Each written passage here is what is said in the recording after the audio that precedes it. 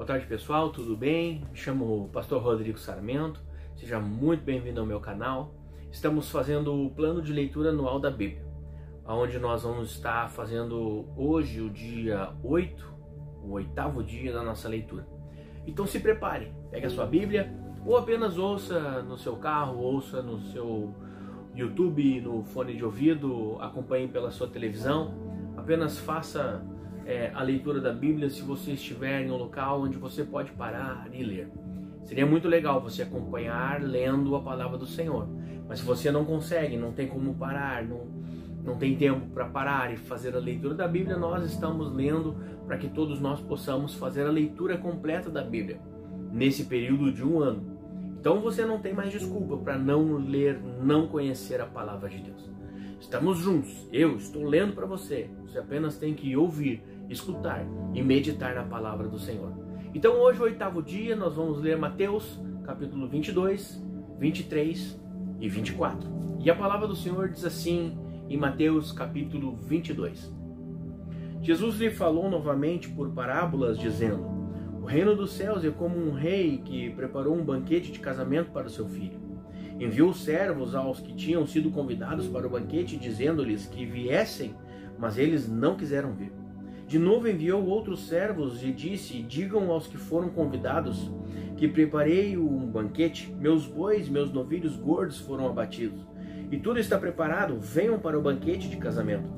Mas eles não lhe deram atenção e saíram, um para o seu campo, o outro para seus negócios. Os restantes agarraram os servos, maltrataram-nos e os mataram.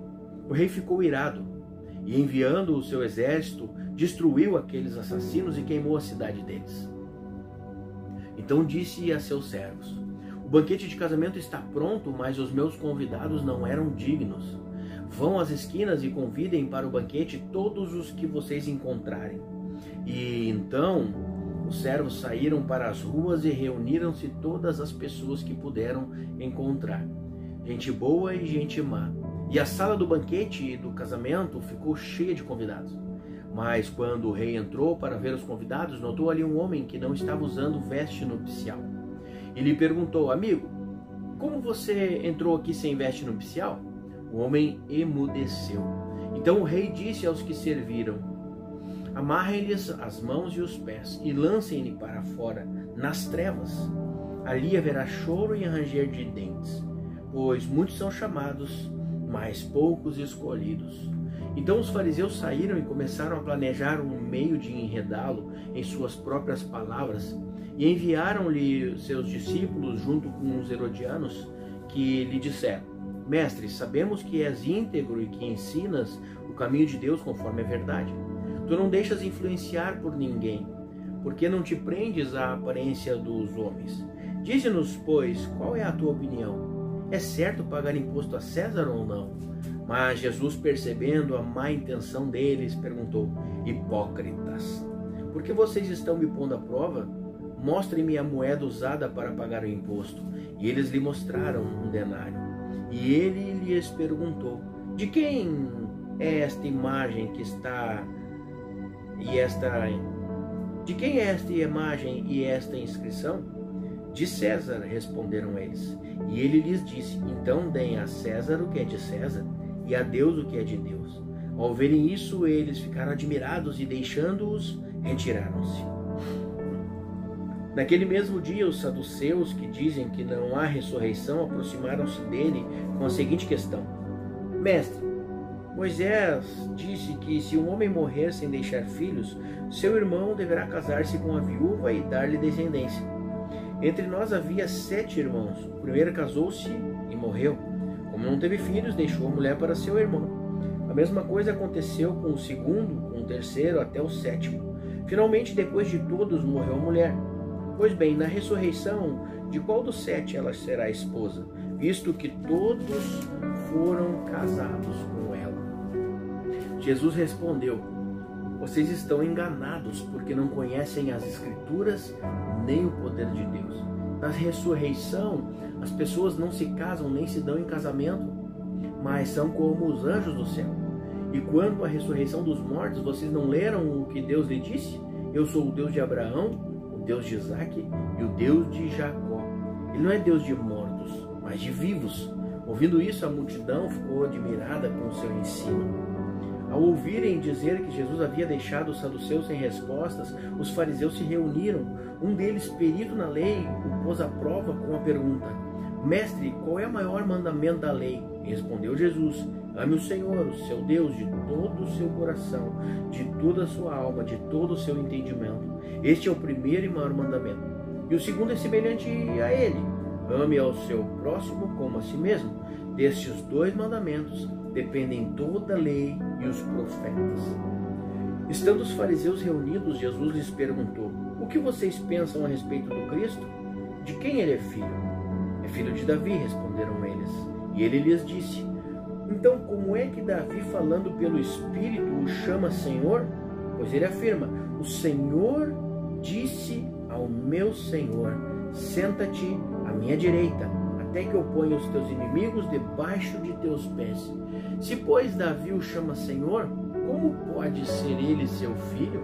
Ninguém conseguia responder-lhe uma palavra, e naquele dia em diante, ninguém mais jamais se atreveu a lhe fazer perguntas. Capítulo 23. Então Jesus disse à multidão e aos seus discípulos: Os mestres da lei e os fariseus se assentam na cadeira de Moisés. Obedeçam-lhes e façam tudo o que lhes dizem, mas não façam o que eles fazem, pois não praticam o que pregam. Eles atam fardos pesados e os colocam sobre os ombros dos homens, mas eles mesmos não estão dispostos a levantar um só dedo para movê-los. Tudo o que fazem é para serem vistos pelos homens. Eles fazem os seus filactérios bem largos e as franjas de suas vestes bem longas. Gostam do lugar de honra nos banquetes e dos assentos mais importantes nas sinagogas, de serem saudados nas praças e de serem chamados rabis, mas vocês não devem ser chamados rabis. Um só é mestre de vocês, e todos vocês são irmãos. A ninguém na terra chame pai, porque vocês só têm um pai, aquele que está nos céus. Tampouco vocês devem ser chamados chefes, porquanto vocês têm um só chefe, o Cristo. O maior entre vocês deve ser o servo, pois todo aquele que a si mesmo se exaltar será humilhado, e todo aquele que a si mesmo se humilhar será exaltado. Ai de vocês, mestres da lei, fariseus hipócritas, porque fecham o reino dos céus diante dos homens. Vocês mesmos não entram, nem deixam entrar aqueles que gostariam de fazê-lo. Ai de vocês, mestres da lei, fariseus hipócritas, vocês devoram as casas das viúvas e, para disfarçar, fazem longas orações. Por isso serão castigados mais severamente. Ai de vocês, mestres da lei, fariseu hipócrita, porque percorrem terras e mar para fazer um convertido, e quando conseguem, vocês o tornam 2 vezes mais filho do inferno do que vocês. Ai de vocês, guias cegos, pois dizem: se alguém jurar pelo santuário, isso nada significa, mas se alguém jurar pelo ouro do santuário, está obrigado por seu juramento. Cegos, insensatos, que é mais importante, o ouro ou o santuário que santifica o ouro? Vocês também dizem: se alguém jurar pelo altar, isso nada significa, mas se jurar pela oferta que está sobre ele, está obrigado por seu juramento. Cegos, que é mais importante, a oferta ou o altar que santifica a oferta? Portanto, aquele que jurar pelo altar, jura por ele e por tudo que está sobre ele. E o que jurar pelo santuário, jura por ele e por aquele que nele habita.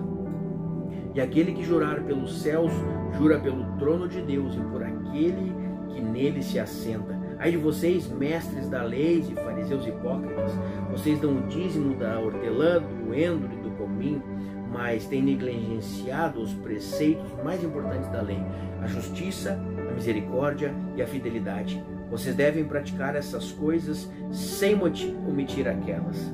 Guias cegos, vocês coam um mosquito e engolem um camelo. Ai de vocês, mestres da lei e fariseus hipócritas, vocês limpam o exterior do copo e do prato, mas por dentro eles estão cheios de ganância e cobiça. Fariseu cego, limpe primeiro o interior do copo e do prato, para que o exterior também fique limpo. Ai de vocês, mestres da lei, fariseus hipócritas, vocês são como sepulcros caiados, bonitos por fora, mas por dentro estão cheios de ossos e de todo tipo de imundície.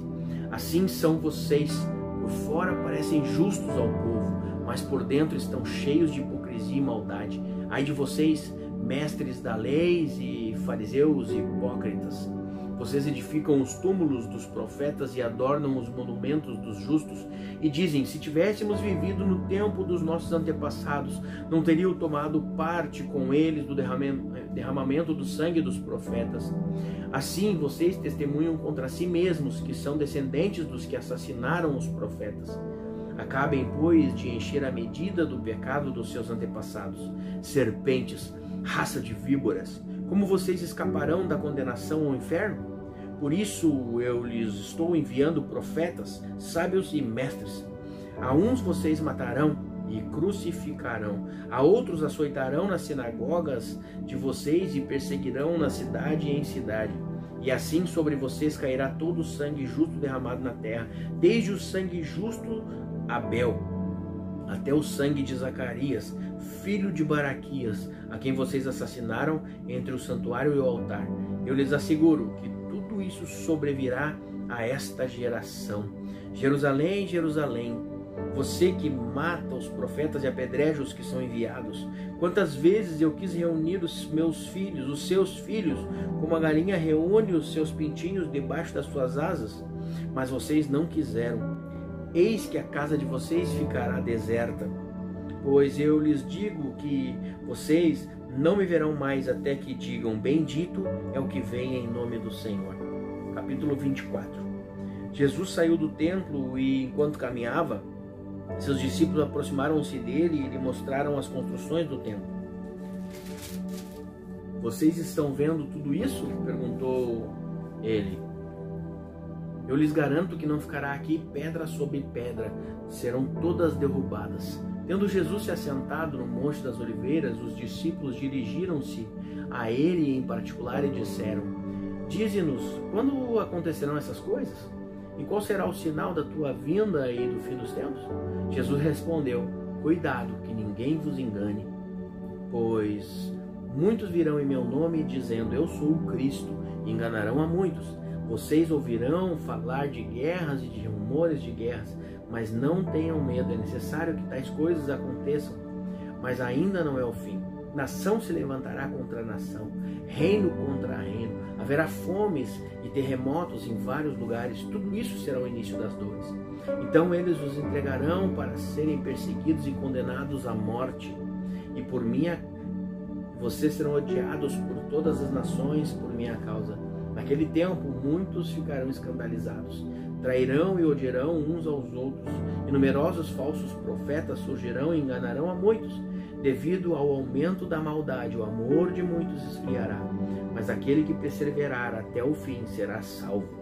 E este evangelho do reino será pregado em todo o mundo como testemunho a todas as nações, e então virá o fim. Assim, quando vocês virem o sacrilégio terrível do qual falou o profeta Daniel no lugar santo, quem lhe entenda, então os que estiverem na Judéia fujam para os montes. Quem estiver no telhado de sua casa, não desça para tirar dela coisa alguma. Quem estiver no campo, não volte para pegar o seu manto. Como são terríveis aqueles dias para as grávidas e para as que estiverem amamentando. Orem para que a fuga de vocês não aconteça no inverno, nem no sábado, porque haverá então grande tribulação, como nunca houve desde o princípio do mundo até agora, nem jamais haverá. Se aqueles dias não fossem abreviados, ninguém sobreviveria. Mas por causa dos eleitos, aqueles dias serão abreviados. Se então alguém lhe disser: venha, está aqui o Cristo, ou ali está ele, não acreditem, pois aparecerão falsos cristos e falsos profetas que realizarão grandes sinais e maravilhas, para, se possível, enganar até os eleitos. Vejam que eu vos avisei antecipadamente. Assim, se alguém lhes disser: ele está lá no deserto, não saiam. Ou ali está ele dentro de casa, não acreditem. Pois assim como o relâmpago sai do oriente e se mostra no ocidente, assim será a vinda do Filho do Homem. Onde houver um cadáver, aí se ajuntarão os abutres. Imediatamente após a tribulação daqueles dias, o sol escurecerá e a lua não dará a sua luz. As estrelas cairão do céu e os poderes celestes serão abalados. Então aparecerá no céu o sinal do Filho do Homem, e todas as nações da terra se lamentarão e verão o Filho do Homem vindo nas nuvens do céu com poder e grande glória. E ele enviará os seus anjos com grande som de trombeta, e estes reunirão os seus eleitos dos quatro ventos, de uma outra extremidade dos céus. Aprendam a lição da figueira. Quando os seus ramos se renovam, as suas folhas começam a brotar. Vocês sabem que o verão está próximo. Assim também, quando virem todas estas coisas, saibam que ele está próximo, às portas. Eu lhes asseguro que não passará esta geração até que todas estas coisas aconteçam. Os céus e a terra passarão, mas as minhas palavras jamais passarão. Quanto ao dia e a hora, ninguém sabe, nem os anjos do céu, nem o Filho, senão somente o Pai. Como nos dias de Noé, assim também será na vinda do Filho do Homem. Pois nos dias anteriores ao dilúvio, o povo vivia comendo e bebendo, casando-se e dando-se em casamento, até o dia em que Noé entrou na arca, e eles nada perceberam, até que veio o dilúvio e os levou a todos. Assim acontecerá na vinda do Filho do Homem. 2 estarão no campo, um será levado e o outro deixado. 2 mulheres estarão trabalhando no moinho, uma será levada e a outra deixada. Portanto, vigiem, porque vocês não sabem em que dia virá o seu Senhor. Mas entendam isso: se o dono da casa soubesse a que hora da noite o ladrão via, ele ficaria de guarda e não deixaria que a sua casa fosse arrombada. Assim também vocês precisam estar preparados, porque o Filho do Homem virá numa hora em que vocês menos esperam. Quem é, pois, o servo fiel e sensato, a quem seu Senhor encarrega de sua casa para lhes dar alimento no tempo devido? Feliz o servo que o seu Senhor encontra fazendo assim quando voltar. Garanto-lhes que ele o encarregará de todos os seus bens. Mas suponham que este servo seja mau e diga a si mesmo: meu Senhor está demorando. E então comece a bater em seus servos e a comer e a beber com os beberrões. O Senhor daquele servo virá num dia em que ele não espera e numa hora em que ele não sabe. Ele o punirá severamente e ele dará lugar com os hipócritas, onde haverá choro e ranger de dentes. Amém, queridos? Aqui então encerramos o capítulo 24 desta série do 8º dia. Nós vemos aqui trechos importantes da palavra do Senhor, importantíssimos, principalmente ainda falando sobre o fim dos tempos, os dias que nós estamos vivendo hoje. Dias aqueles que nós precisamos nos preparar, buscar, orar a Deus, afastarmos do pecado, do erro, da culpa, buscar o Senhor até que Ele venha e faça chover justiça sobre nós. Sabe, amados, que nós da família íntimo do Pai, nós estamos vivendo sobre uma palavra onde o nosso apóstolo está ministrando aos seus líderes uma palavra poderosa que diz: na terra como no céu. A oração do Pai Nosso: na terra como no céu. E nós precisamos todos os dias estar buscando isso, para que quando Ele vier não nos pegue desprevenido, e que nós possamos viver aqui na terra, hoje, aquilo que nós já vamos viver na eternidade, porque é possível. Jesus Cristo veio à terra e disse: o reino de Deus é chegado, e juntamente com o seu reino vem salvação, cura, milagres. No reino de Deus não há fome, não há doença. No reino do Senhor existe paz, amor, longanimidade. E junto com o seu reino, nós temos o direito de estar vivendo princípios da eternidade dentro de nós. Por isso, queridos, em nome de Jesus Cristo, entenda o teu papel no reino. Entenda o teu papel nisso tudo. E busque a Deus. Busque a Deus com força. Busque a Deus com violência. Arrepende com a tua carne. Faça jejuns. Faça longos períodos de oração. Porque o dia ninguém sabe, mas que nós possamos estar preparados para quando Ele vier, preparados e desfrutando daquilo que o Senhor tem para nós, em nome de Cristo. Deus abençoe a tua casa, Deus abençoe a tua família, em nome de Cristo. Amém e amém.